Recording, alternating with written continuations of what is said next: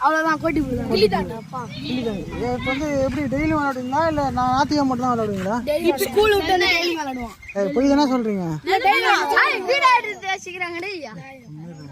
Daily தானே விளையாடுவீங்க. விளையாடுங்க பாப்போம் எப்படி விளையாடுங்க.